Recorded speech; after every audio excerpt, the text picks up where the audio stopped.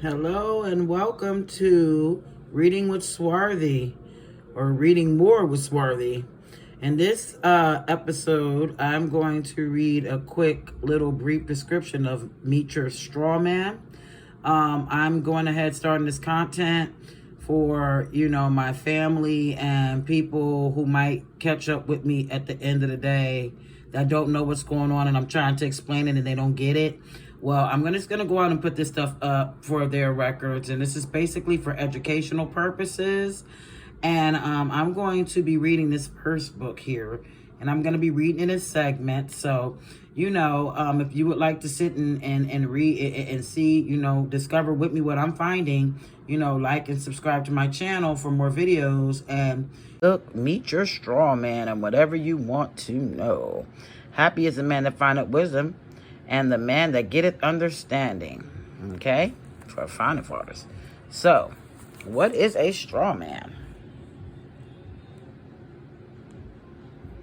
Straw man is a fictitious legal entity created with the hopes that a child grows up, he will be fooled into believing that he is actually the straw man, which he definitely is not, and pay all sorts of imaginary costs and liabilities which gets attached to the straw man by con artists. How is the straw man created? Well, the mechanism involves unnecessary birth certificates, which the parents imagine is about and belongs to their baby, neither of which is actually true. So, to break it down in short terms, because I know we ain't got all day, they basically created this fictitious legal entity in your name that your parents gave you, capitalized it or put something else in front of it, and basically made a whole account. Why did they do it? Well, they needed to make this because according to this, let's look at the definition of straw man. Straw man, a fictitious person, but I'm going to go with number 3 because I already highlighted it, and this is what it means. A third party uses some transaction as a temporary transferee to allow the principal parties to accomplish something that is otherwise impermissible. Now, I got my tablet here, and we're going to go ahead and go to the word impermissible. Okay, impermissible, and let's pronounce it. Impermissible. Okay, impermissible. Too bad to be allowed. That's what that one is. But I'm going to go to this one. Not allowed or permitted. Okay, so that word right there, because I didn't know what the hell it meant. And permissible, otherwise not allowed.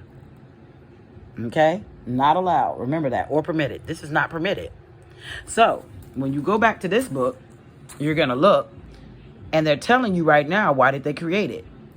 These imaginary... the answer is, in order to change the straw man's imaginary costs and penalties and for the human James Martin into paying these so-called amounts, these imaginary charges includes income tax, council tax, inheritance tax, capital gains tax, goddamn road tax, import tax, value-added tax, fuel levy, loan interest, bank charges, and anything else that the full-time professionals could think of.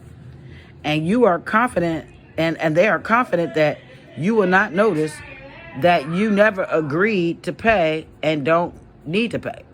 Okay? So at the end of the day, this straw man person was created.